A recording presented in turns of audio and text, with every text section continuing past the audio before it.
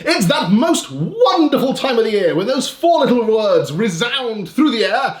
No, I don't mean blood for the blood god, I mean we march for Macragge. A wonderful phrase that first made its appearance in Dan Abnett's No No Fear novel from the Horus Heresy series, but I think has since become as iconic as the Orc Wah when you get Space Marines marching across the table.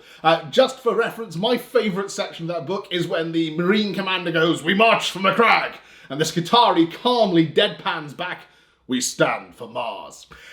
It is, by the time you're watching this, the 1st of March, and I thought it was an ideal time to reflect on all things blue, as Nick Baton is no doubt even now hanging up his stocking in anticipation of a new copy of the Codex of Astartes. I thought we could talk about Ultramarines. So, for those who don't know, March for Macragge is an annual thing that's kind of just become a fun hobby holiday during which people paint Ultramarines or other blue things, or Space Marines, or if they're feeling evil, word bearers and go, "We march on Macragge," to try and just generally celebrate the hobby in a fun and silly way, in much the same way that Star Wars adopted May the 4th. I wanted to reflect today, though, on what is often viewed as the poster boys of Games Workshop Space Marines, namely the Ultramarines, that kind of gave the genesis for this whole month-long hobby holiday. The Ultramarines are now considered to be the kind of archetypal Space Marines. I'm sure there are other Space Marine players out there even now who are going, "What? No, that's ridiculous! For us! Or for the Lion! Or I want to suck your blood!" The main codices, though, the artwork and even things like computer games, not including Blood Ravens, the Ultramarines movie that I reflected on in a previous video, have all kind of centered around the boys in blue. And I wanted to look back and see at what point the Ultramarines became kind of the poster childs for Space Marines. So hold on to your seats and let's get going. Okay, so there can be, I hope, no dispute now that whenever Space Marines are talked about, one of the most common images that comes to mind is the blue power-armoured, gold-trimmed Ultramarines. But this was not always the case. In fact, if we go all the way back, do kind of Wayne's World-style time travel, all the way back to the origins of 40k, namely Rogue Trader, then they weren't even kind of on the radar as far as being a major kind of contributor to the Space Marine lineage. Crimson Fists were the poster childs back then. They're right there on the cover, fighting at Rindsworld. They were the main kind of chapter that was, or Legion as it was kind of listed at that point, that were fighting on Rindsworld in the battle report that featured in the Rogue Trader, in kind of the guidance to how to play the rules, the example scenario. And an awful lot of the background fluff was all kind of focused on the Crimson Fists. They certainly didn't get a look in terms of artwork on boxes or anything like that. And in fact, I had to hunt quite hard to find examples of the Ultramarines way back when. Here's what I found. So, okay, we're talking Rogue Trader. We're talking kind of 1988, 1987 era of Games Workshop. 1987, of course, Rogue Trader was released. And the first appearance of an Ultramarine that I can find anywhere in Rogue Trader, in kind of the background material, anywhere, is this picture. Yes, the first Ultramarine that humanity were introduced to is a Dreadnought. And this is actually a little bit of an image that features later in the Rogue Trader book that featured kind of a larger diorama and that would inspire some of the earlier examples of Ultramarine artwork. More of that in a minute. But yeah, this was kind of snipped out as a box out, taken from the larger diorama photo later in the book, and is just casually kind of tucked in the bottom corner there. It's not named as an Ultramarine. This is the first Ultramarine, and therefore we should honour him as the most venerable of all Battle Brothers. As I've said, he therefore also appeared later in the Rogue Trader book alongside the full diorama, and this is really kind of the first example of painted Ultramarines that I think we see in the 41st millennium. It was part of a diorama of kind of an invaded Space Hulk. There was a squad of Ultramarines breaching through a wall. It's the classic RTB-01 Beaky Marine. And higher up on the kind of diorama, there was this Dreadnought that was also battling against the forces of the Xenos. They also did make an appearance in the Rogue Trader book when the kind of heraldry of the Space Marines was being discussed, and they were given as one of the example Legion heraldries. I think they were listed as the 3rd Legion at that point, because they hadn't at that point yet been given kind of the full 40k background. And there was very little information listed about them, aside from the fact that their main armour was blue, their symbol was the kind of the upside down Omega, or a U shape with fancy wings on the top, and they were called the Ultramarines. None of kind of the information that formed their background was presented at this stage. The next appearance of the Ultramarines after this is not long after. It's January 1988, and this was White Dwarf 97. This was the launch of probably one of the longest running White Dwarf series in the long history of this magazine, Index Astartes. And in fact, this is the first time that we get any introduction to kind of the main elements of what would become the core Ultramarines background. So this gives a brief rundown of the way in which the chapter/legion is assembled. It introduces us to some of the main character names that we would come to know and love. Roboute Guilliman is first mentioned here. Marneus Calgar is first mentioned here, as is the planet Macragge. But the way they're presented is very, very different to how they are presented today. And it's just a clear example of the evolution of the background within the hobby. Never let anyone tell you that the lore in 40k is a fixed thing. It is an extremely movable feast, as I will now demonstrate. So, the Ultramarines as they are presented here, it is described that they were founded by the Emperor after the Horus Heresy to replace kind of the traitor legions that had gone before. So that right there, first of all, was a major, major change. Beyond that, they were initially established as being a fleet-based legion that was kind of travelling throughout the void, battling enemies wherever they found them. And it wasn't until the beginning of the Tyrannic Wars, when hive fleets of Tyranids began invading the galactic plane, that the Ultramarines really kind of came into their own, and they battled against, I think it's Hive Fleet Behemoth. They're described as being one of the 3 legions that battle against Hive Fleet Behemoth, and as a result of utterly annihilating this Hive Fleet, they were then granted mastery of a planet from which to recruit, and that was Macragge. So that is our first appearance of Macragge, not as an origin homeworld for their Primarch, but rather as a gift that was awarded to them by the Imperium for their service. And the Macragge that is presented in the Index Astartes is very, very different to the Macragge, how it appears, for example, in No No Fear, or the later kind of Graham McNeill Horus Ultramarine novels, for example. Macragge, as it's described here, is a dust bowl. It's described as being 4/5 of the planet, so 80% of it is covered in huge dust oceans that are filled with kind of microscopic dust shrimp and other kind of dust plankton, which the Imperium harvest, which is the sole kind of export, for want of a better word, from Macragge. It's their sole contribution until this point to the wider Imperium, is the kind of protein stocks that are harvested from the microorganisms of its huge dust oceans. Rain is anathema on this planet. It is very much kind of almost an Arrakis-style world, a huge desert planet, which only 20% of it is actually rocky outcrops above the dust oceans. And it's on one of these that the Ultramarines chapter fortress is founded.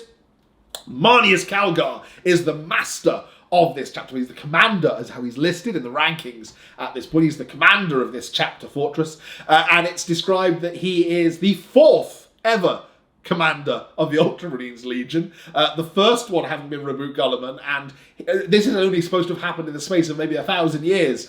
Only in this last 1,000 years have the Ultramarines gone from being Roboute Guilliman and a fleet-based legion all the way through to number 4, Marneus Calgar, who earned his spurs battling against the Hive Fleets and literally lost his limbs battling against the Hive Fleet Behemoth. It's described as being left quadriplegic, all 4 limbs and an eye lost in combat and replaced with extensive bionics. And he's pictured sat on the Imperial potty in some coloured artwork that features in this, including one of my favourite little details is there's a little down in the background, the classic John Blanche picture of the Emperor is just a little kind of framed portrait hanging on the wall in the back corner. That's a lovely little touch.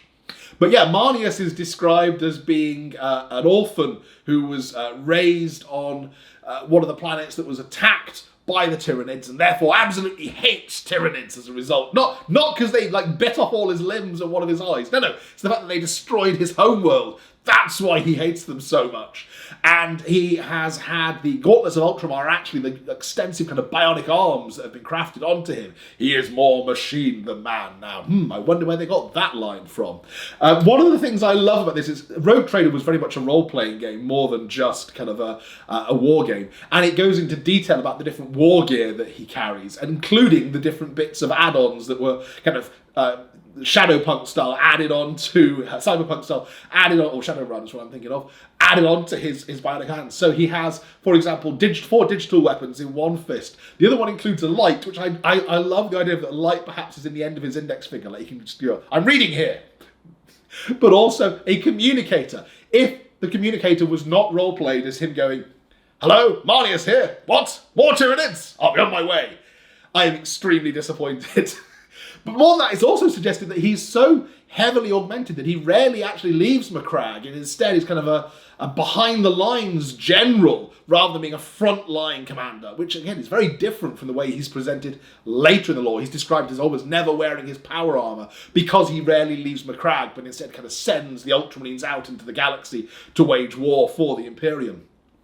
On the subject of the Ultramarines themselves, well, this was the days of Rogue Trader when anything was game, and one of the obvious examples is the Master Librarian for the Ultramarines, the Master Librarian / Astropath, because these things were kind of used interchangeably at that point, who is a half Eldar-born Space Marine. So although he is his father was an unknown Eldar Ranger, and his mother a slave, oh gosh, they really went to town on the background on this. And he went through the soul-binding ritual with the Emperor, suggesting that this even if it were possible, this half-born Xenos scum is escorted into the Golden Throne to go through the soul-binding ritual, and then also still becomes an Astartes.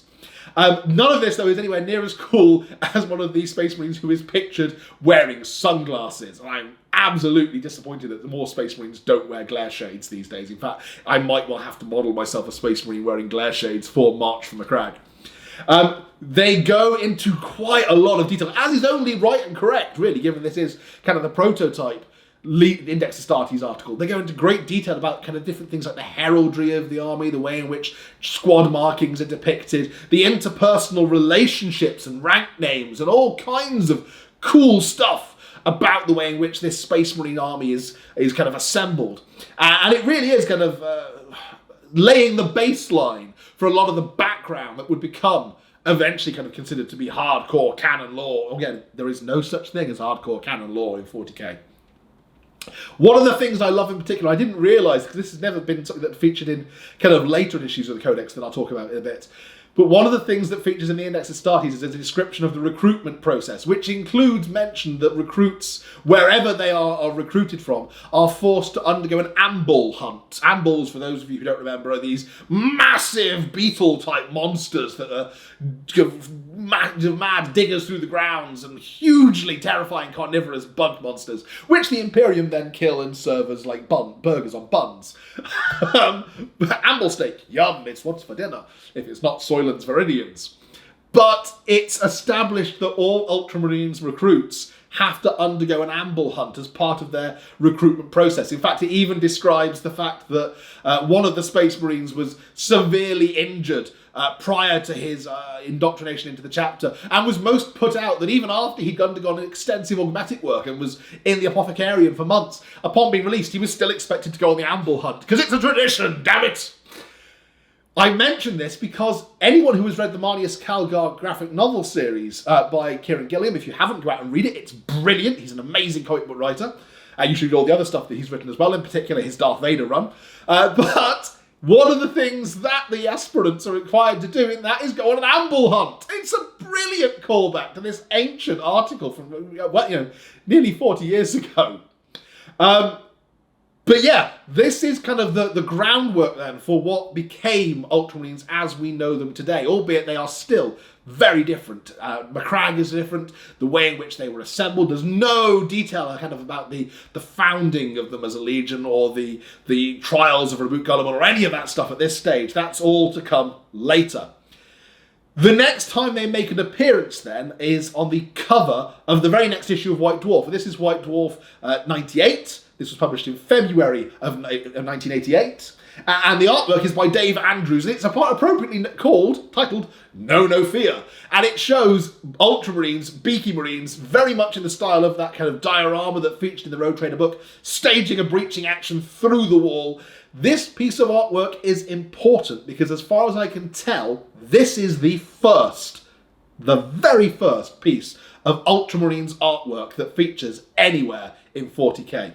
It's also extremely important because, as far as I can tell, this artwork would go on to be the first piece of Ultramarines artwork that featured on any kind of Games Workshop books or box sets or anything that would then go on for sale. So they appeared on White Dwarf, and then about a year later in 1989, all the various articles from White Dwarf were published as From White Dwarf, the Games Workshop Compendium. And this same artwork is then on the cover.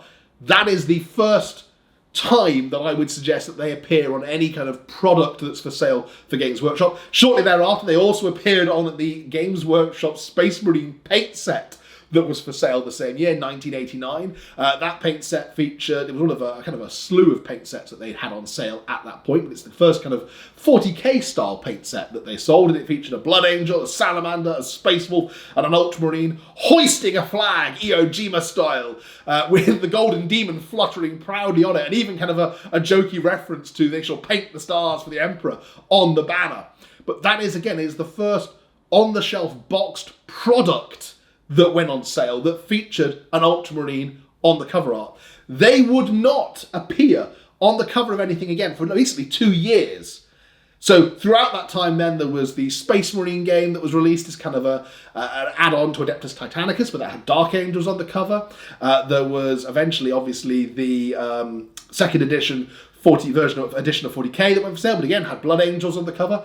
The next time that I can find them appearing on the box of anything that's for sale by Games Workshop is in 1991, when second edition Space Marine went on sale with this gorgeous piece of artwork. Unfortunately, I haven't been able to find out who this is by. If anyone knows, please let me know in the comments down below.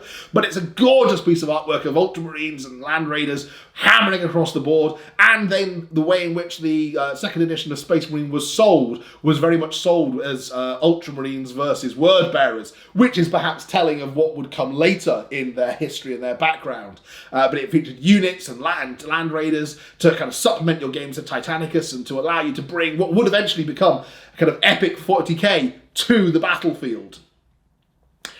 I mentioned that it's important that Dave Andrews' work appeared on the book back in 1989. The reason why this is important, this is important, and it also disappoints me a little bit, because I got a little excited until I found out that the Games Workshop Compendium had Dave Andrews' artwork on the cover.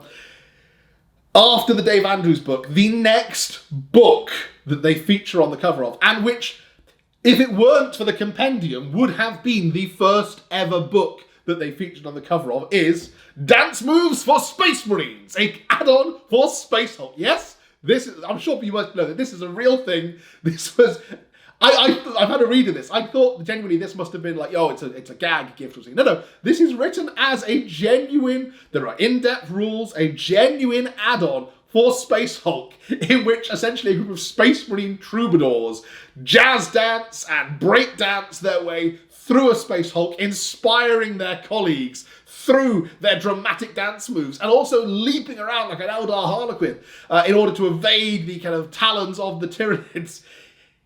If the Dave Andrews artwork hadn't appeared on the compendium, this would have been the first official book with Ultramarines on the cover. And I am disappointed by that, because instead of March for Macragge, we could have had Dance for Macragge. That would have been awesome.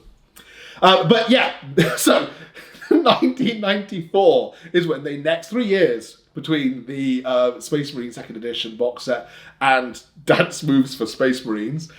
1995 then, they burst onto the scene in a big way, and this is really kind of the beginning of their role as the figureheads of Space Marines for Games Workshop in Codex Ultramarines, the second edition 40k Space Marine Codex. This was it was really the first codex that was released for second edition 40k, and it was, not only was it designed to enable you to use armies of Ultramarines, but everything contained within it then also included rules for all the other kind of vanilla chapters, for want of a better word. Chapters that weren't Space Wolves, Dark Angels, or Blood Angels, basically. So you wanted to field a Salamander's army or a Silver Skull's army. There was a whole host of different heraldries that featured in this gorgeous colour section of this book. And I think it's only nice and telling as well that when we crack open the front cover of this, one of the first things we see is a Space Marine Dreadnought laying into some Xenos. Nice little, perhaps, homage back to the Rogue Trader diorama there.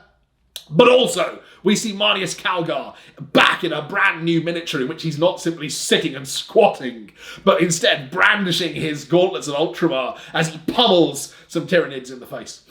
This codex, beyond kind of the lovely artwork, and I could just happily sit here and go, oh, look at the pretty pictures for ages. But this codex, more than that, really began to give us the Ultramarines as we know them today. So it took a lot of the stuff that had been in the Index Astartes, it expanded upon it. If I didn't say 1995, this came out.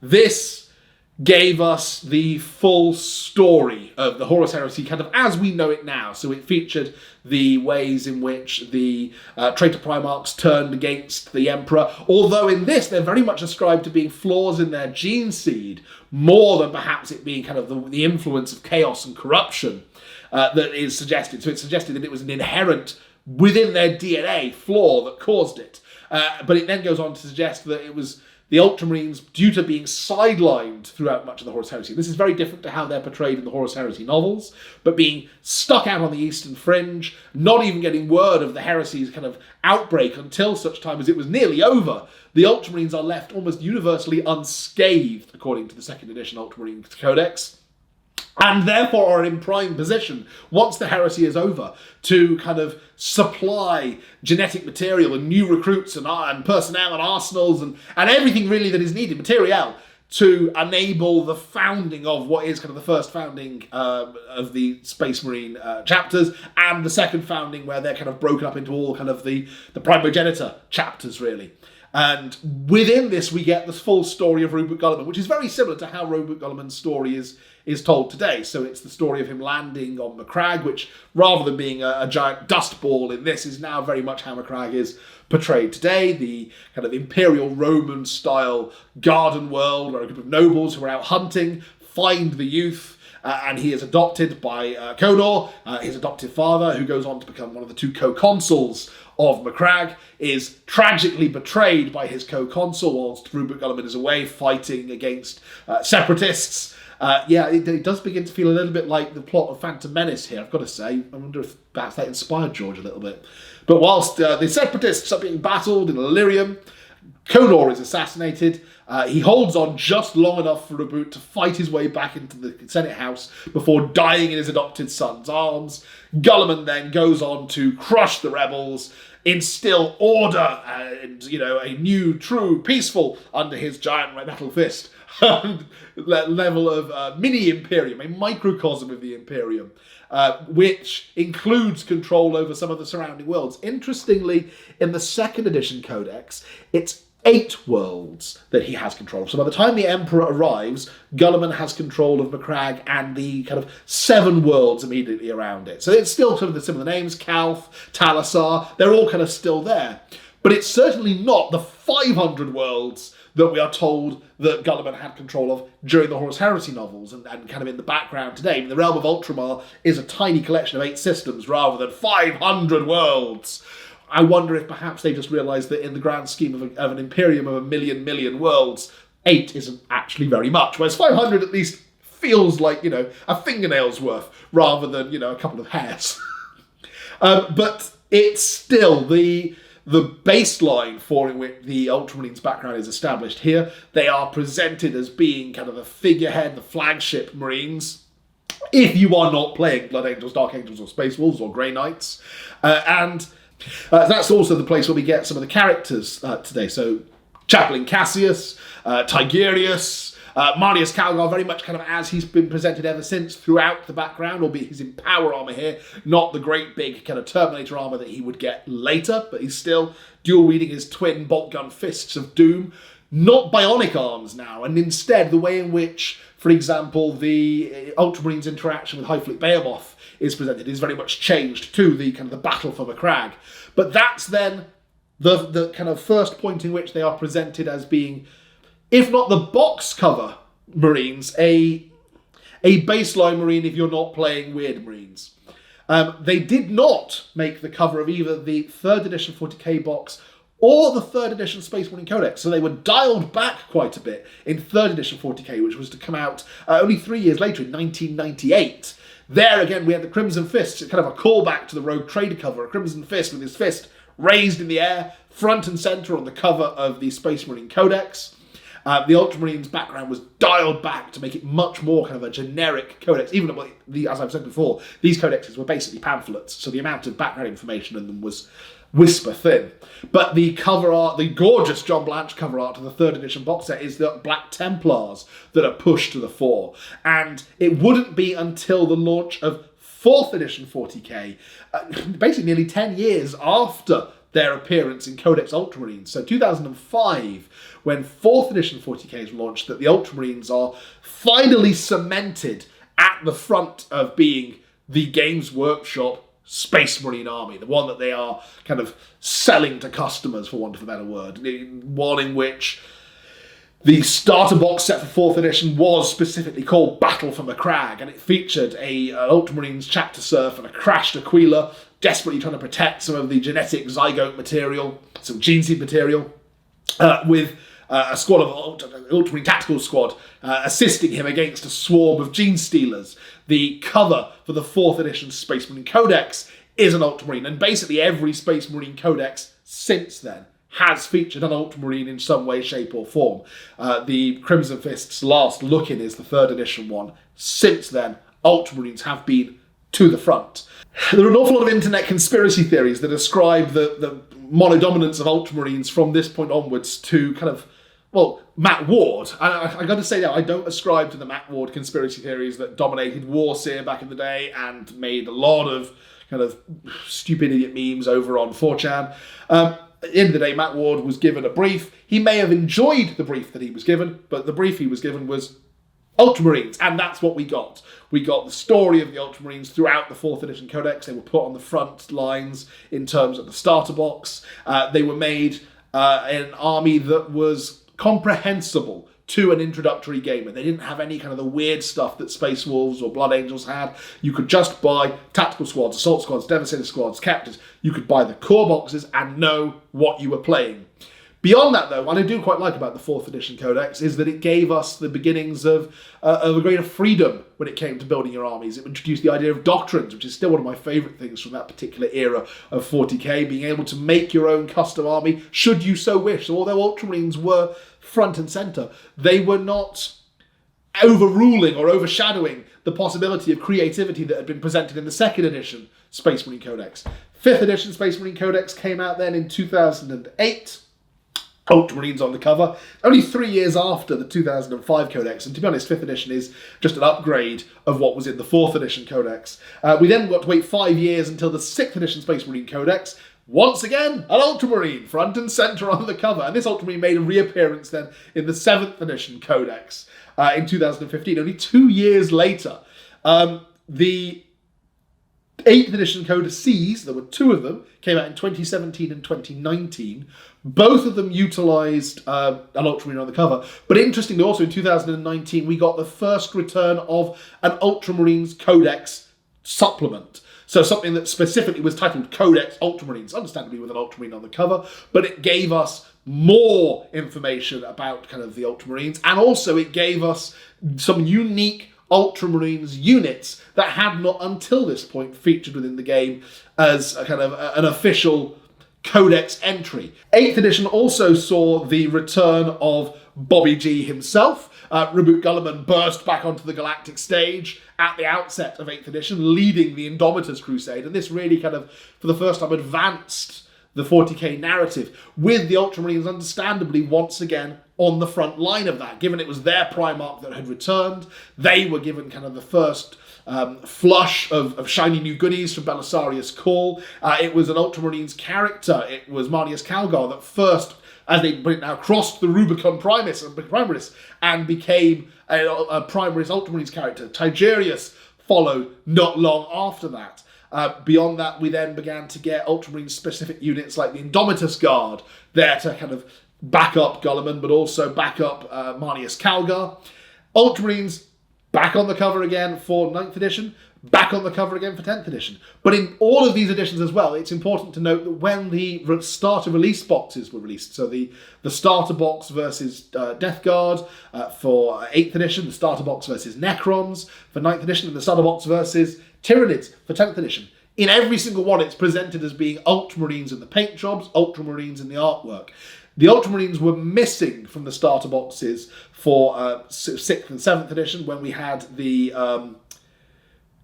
Dark Crusade box set, so a specific Dark Angel sculpt that was kind of reused for 7th, having been released in 6th. But I forgot to mention, Ultramarines, of course, again, presented as being kind of the way that was the Central Army in the Assault on Black Reach box set when they were fighting the Orcs, albeit you didn't have anything that was Ultramarines kind of moulded on them. You could paint them in whatever chapter heraldry you wanted. I quite happily went and painted a whole bunch of mine as Dark Angels.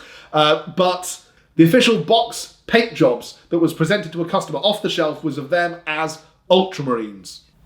When it came to doing computer games, they did, I was saying, Dawn of War, they made a whole new chapter for that. We got the Blood Ravens, which were an excellent addition to the 40k lore, not disputing that. But when it came time to, for example, produce a first-person shooter, it was the Blood Ultramarines that Games Workshop turned to. When it was time to make a Space Marine game, which was called Space Marine, it was an Ultramarine that they slapped in the box. When they, somewhat perhaps misguidedly, as I've said before, decided to make a 40k movie, who did they turn to? It's the Ultramarines.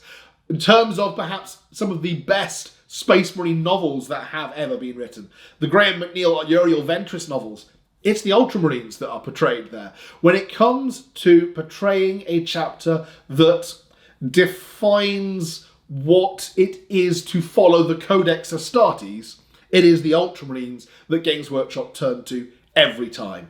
That's not to diminish the role that other chapters play, and I'm not saying that Games Workshop shouldn't also devote time and effort to armies such as the Blood Angels, the Dark Angels, the Space Wolves, or Black Templars, or any of the others. What I'm saying is that it has become a core element of 40k, that if you said to somebody, Space Marines, their mind may very well conjure an image of an Ultramarine. That, as we can see, was not always the case. That has had a long journey since the days of dance moves for Space Marines. But it is where we are at now. And it is for that reason that we celebrate every year now the holiday of March from Macragge. So I'm going to be painting some Space Marine stuff for March from Macragge. I'm going to be putting that up on the Morehammer Discord and on Twitter. So if you don't follow me on either of those, if you're not on the Morehammer Discord, come and join me on that. Myself and the lads on the Morehammer podcast are going to be doing March from Macragge together. So we'll be talking a little bit about that over the course of the next few weeks of the podcast, sharing some pictures of what we've been working on there as well. Maybe we'll talk about some of the stuff that we talked about here. Maybe we'll have a dance-off, dance moves for Space Marines. But if you'd like to get involved as well, make sure you share some of your pictures on whichever social media platform you engage in. If you would like to come over onto the Morehammer Discord and share them there, I'd love to see them. And if you do, just make sure when you put the tag up, tag it, hashtag March from Macragge, but also put a tag on there, hashtag Morehammer, because that will just help me find them and I can come and look at them and go, ooh, and leave nice friendly comments. Thank you very much for watching. I hope you've enjoyed this little kind of brief diatribe through the history of the Ultramarines. It's not so much the history of them within the 40k universe, but the history of them within this universe. And I hope you come back next week when I'm going to be doing more Space Marine type stuff. I want to talk next time about successor chapters. We've said that the Ultramarines had a whole bunch of successor chapters due to being one of the largest legions that were left at the end of the Horus Heresy. Although more on that next week as to why and my thoughts on that. But I am a proud owner of a Nova Marines army. I've got nearly a full company of Nova Marines. Maybe I'll do some photos of that. Maybe I'll even do a video just showcasing my Nova Marines army. Let me know in the comments if you'd like to see that. But I want to talk about as many of the Ultramarine successor chapters as I can, because for an army that is supposedly the vanilla Marines, they sure have spawned a whole host of different types of armies and different flavours of armies, and I can't wait to talk about that. I might even film that video after this one. I've enjoyed doing this one so much. I hope you've enjoyed watching it as much as I've enjoyed doing it. Thank you very much for watching. As ever, I will catch you next time. Bye for now.